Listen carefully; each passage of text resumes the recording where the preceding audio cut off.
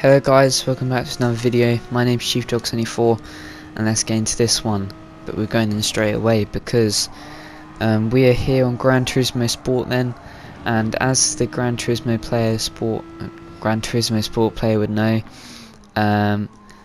if you've logged in on Monday then you'd know that they've changed the race. They change races every Monday, and the daily race C is in Gr4, and I've never really played Gr4. I've much been a more Gr3 person, but after racing in Gr4 I think it's a very good category, and from what I can see it's a pretty balanced one as well. Usually in Gr4 or in Gr3 I mean, there's just one car which is just the best of the rest and all the others are completely rubbish at one circuit.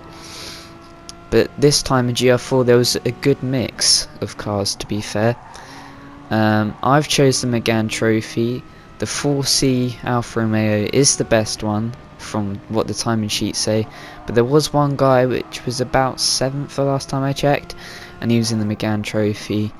And from what I can see, the Megane Trophy is one of the better cars, so even in Gr4 there is still a better car at a lot of different tracks. But I didn't go for the Top Gun, mostly because I didn't buy the Top Gun.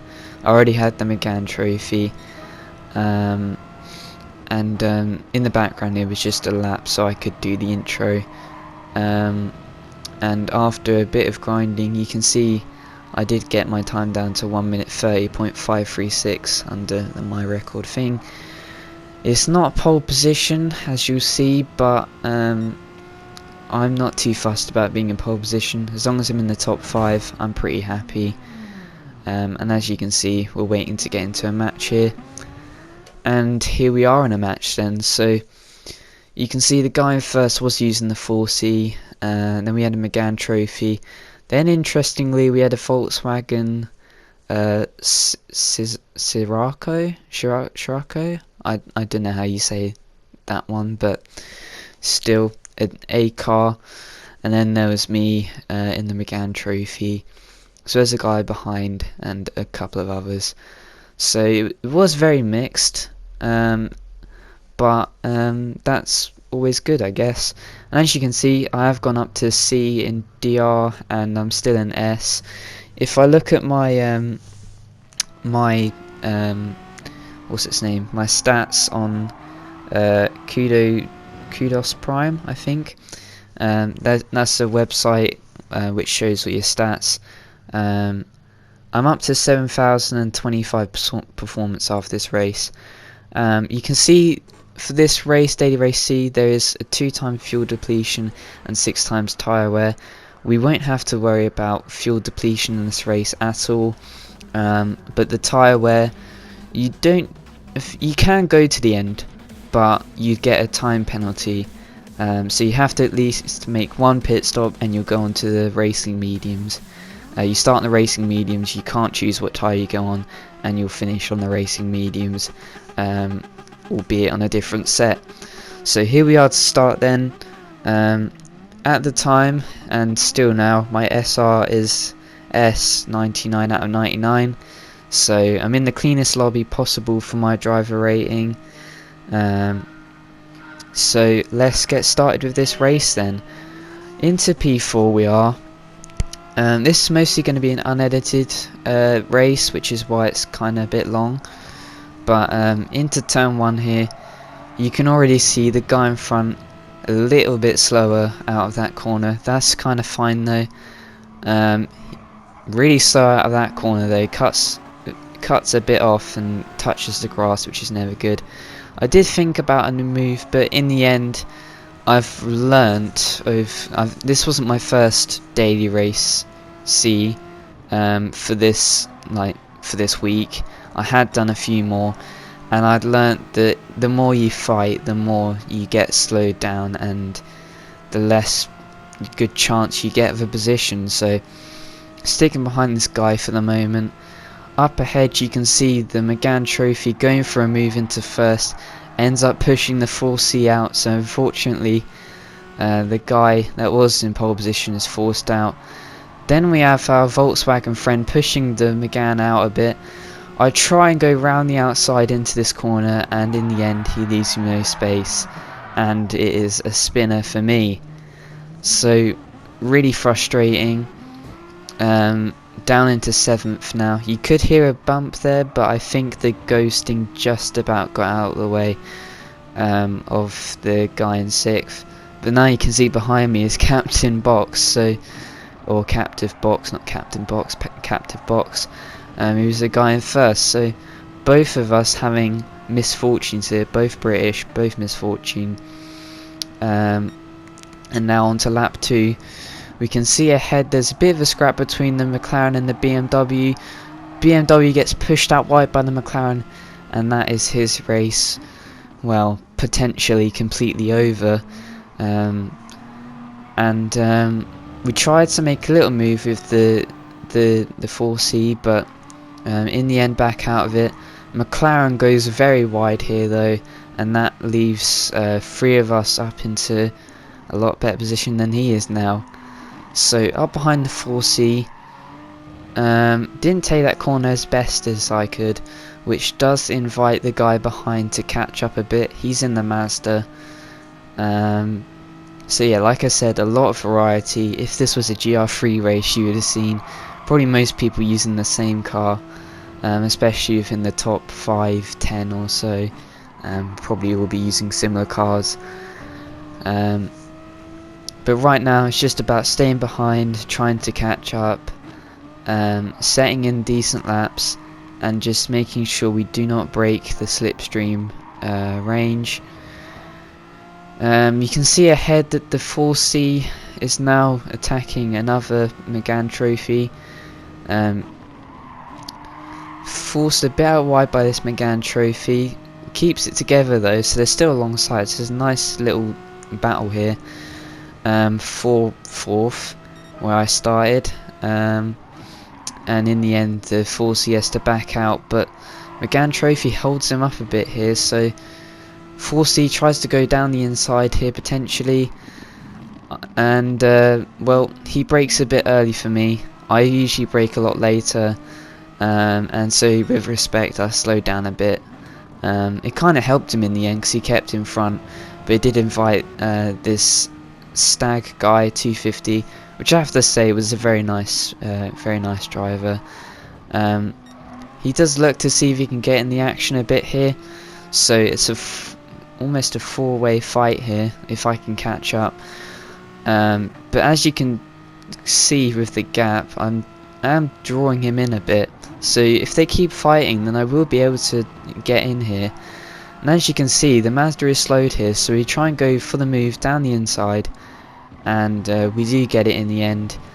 He's respectful, he doesn't try and stick it around the outside, he knows I have the move done, and so very happy about that. 4C goes spinning off. I touched the grass a bit there, luckily get off the throttle, and that wasn't my race ended just yet. So we live to fight another day. On to lap 4 now. If you look at this now start finish straight, and into 5th. So 1 position behind where we started, but there's still another 10 laps or so. And as you can see, the guy in 4th makes a massive error here. So we try and go down the inside. Got the momentum where he lost it, and able to plant the car in a nice little spot. We'll run a bit wide on that corner, but completely fair, no penalty given, and that is 4th for us. So the Martini Megane trophy actually reminds me of the Williams livery that they had in like 2018, 2017, something like that for F1. But you can see we're ahead of him now after his mistake into turn 1, and then got him on turn 2, which was of course very nice. So saying personal best here though, almost a second quicker, potentially because this wasn't any time that I've been fighting now. This was finally a clean lap. Can see the guy ahead that pushed us out wide has got a penalty at the moment, and second is still within eyesight, First is completely gone though. I don't think there's any catching him. So I don't think Captive Box will get his revenge, unfortunately, because it was a bit of a dirty move, but yeah. So we'll just skim over that one, shall we? And couldn't make the most of it from the guy in third's penalty, because it was only a 0.51. And you can see that I like to take a line which gives you a better drive from the back into the next corner. I don't know if this is the best possible one, but it's the one that's worked for me, and I feel like if you try and do the same as everyone else, then you'll never catch them. It probably is a better line if you're going to overtake someone, but I kind of just take the line anyway. That's why I ended up hitting that guy, because he braked a lot earlier than what I thought. For this corner you only have to dab a little bit on the brakes, and then you can hug the inside, get the outside, and then for this one, brake just before the one board, get right nice and cozy on the inside outside. Same for this corner basically, brake a little bit and then keep driving, lift off a bit here, and then for this corner you want to hug the inside. This guy gets it all wrong, look to go for the outside, go for the inside, fake him out, and that is me braking a lot later than I usually would, and up into third. In the end the guy does go into the pits, which is fair enough because it's almost about time for the pit stop. So guy that was in third, that pushed us out wide, we've got our revenge, got through, and now he's gone off the leaderboard because of course he's made a pit stop. So now we set our sights on second. Don't know if we are going to catch him before the pit stop. Most people will box around around laps 5, 6, potentially 7.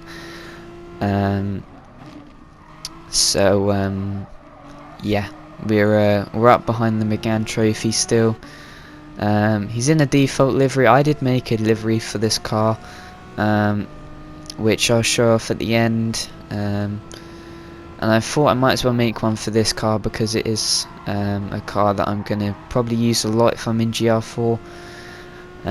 As you can see there, I did get a purple sector there, so clearly pretty fast for us even with the tyre wear. Weren't the best of corners there though, so I do lose a bit of time. Not enough to not get another purple sector, but yeah, there you go. Spoiler alert, I don't get the fastest lap in the end. But now P1 goes into the pits, P2 goes into the pits. I go for an extra lap, and I end up coming out just in front of P1 here. You can see a couple of others boxing in, so I'm one of the only ones which has continued on. There are a few others, but I've decided to go for the overcut, and well, as you'll see now, I sorely regret it. Misjudged the corner completely there, and just a touch on the grass. Tyre wear obviously fairly high at this point, and that is a spin for me. So as you can see, I don't get it always right, and believe me, there's been plenty of races before this attempt where I did spin, or I did get knocked out, or something devastating happened, and that was the race over for me. So you know, it does happen, but I did think that I probably should have boxed at the same time as everyone else. Obviously in hindsight I definitely would now, because as you can see I made that mistake which I probably wouldn't have made had I not boxed, or had I boxed. But this strategy could actually help me in the end, because it does mean I have slightly less tyre wear at the end. It won't be a large amount really, but yeah, as you can see, go into pit here. Do tap the wall a bit, but lucky no damage. Don't need to refuel at all. You can be in first fuel mode for the entire race, because as you can see there was only 2 times fuel, whereas there was 6 times tyre wear, and plus you needed to make a pit stop, otherwise you get a minute time penalty, which is ridiculous. But obviously you do need to make that pit stop. So down to 8th now. The guy in 3rd, Eve, I'm just gonna call him Eve, has got ahead of me, probably because of my spin. So down to 8th, and there's these two are battling quite a bit, to be fair. Both in the same car, both in the Volkswagen. So you know, if they keep on battling, then I will catch up, and this is why sometimes it is best to just stick behind and wait to do a move, or wait for the guy ahead to make a mistake, because otherwise the gap is just gonna decrease to the car behind, and before you know it, it's a 3-way fight rather than a 2-way fight. So it is important that you try and stick close, but yeah, I make a bit of an error there again. Take too much on the inside, not enough on and then too much on the outside, so I get on the grass there. Though Eve does make a mistake on this penultimate corner and here as well, so that just invites me up for the move down the inside. And yeah, the only problem with that is the guy's now almost 3 seconds ahead, so that doesn't really help me. I would have much preferred to have Eve's slipstream and then try and catch him, and hopefully he could have sticked with OV here, the German, but it's whatever. I'm not going to say no to a move, and as you can see I am quite a bit faster from Eve because I'm already a second and 2 tenths ahead, which is completely out of the slipstream range. I think the slipstream range is about 6, 7, 8 tenths or so. So as soon as you go out of that, you get no slipstream. And yeah, up to 2 seconds now on the gap behind, so definitely made a lot of progress. And it's been not so much progress on the car ahead, but you know, we'll stick with it. Still on lap 9 out of 13, so still time for people to make errors, still time for battles to be made.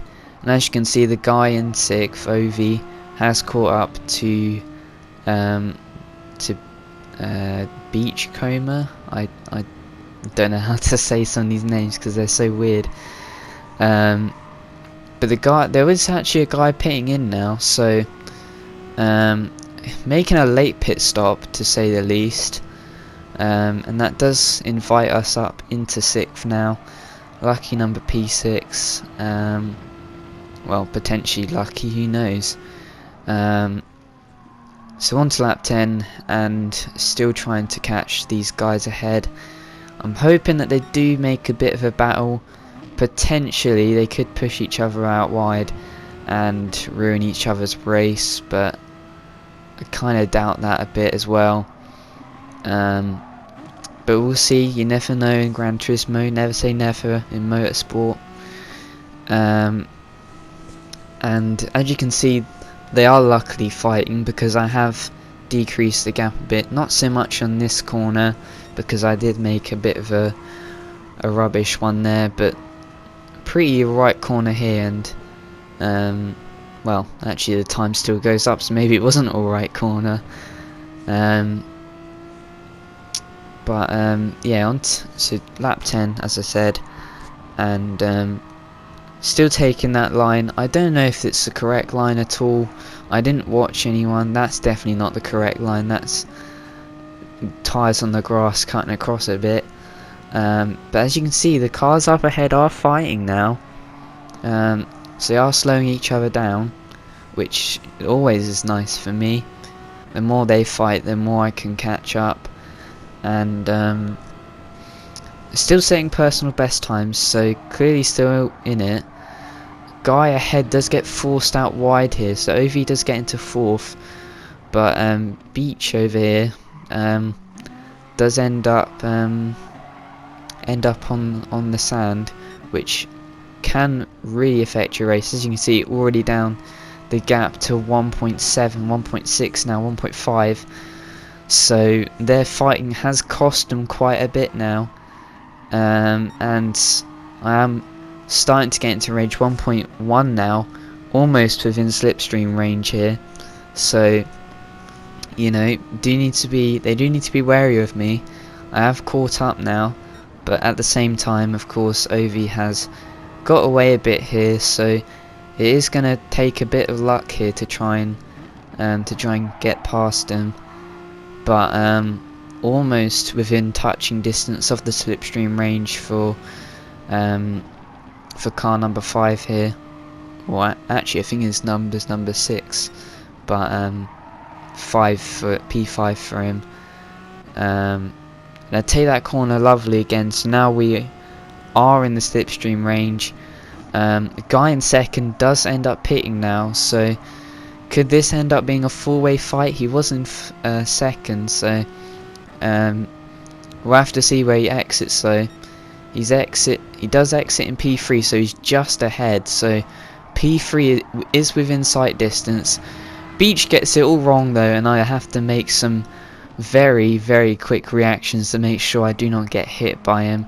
That was pretty close, but unfortunately the BMW's race is out of the P3 contention here. So good reactions from me, and now it's just these two guys ahead. They are battling quite tooth and nail here, so you know, P3 is on if they keep battling, and that's what they are doing, because I am catching up to the guards ahead. All forces him out wide a bit here. It's all very close coming into lap 12, and this corner has allowed me to catch up. They do make a bit of an error here. I look to make a move, but some decent defending from Ovi does mean I have to tuck in behind. So now it is P3 definitely within sight distance. I could get them. Let's see how this unfolds though. Poor exit for Ovi here. Try to get the slipstream ahead from Stag, but can't make the move on the outside. Ovi pretty decent at defending. Tries to go for the inside. He blocks it off. Tries to go for the outside. End up having to tuck in behind though. So on to the final lap here. P3 is on the cards. Looking to make a move. A bit of a rubbish corner from me, to be fair, so doesn't really help me out here. Doing that wide line again so I can get the drive down and hopefully try and catch ahead. End up losing a bit of time, but actually no, I'm gaining some a bit as well. Really on the edge there on that corner. Tyre's screaming out probably.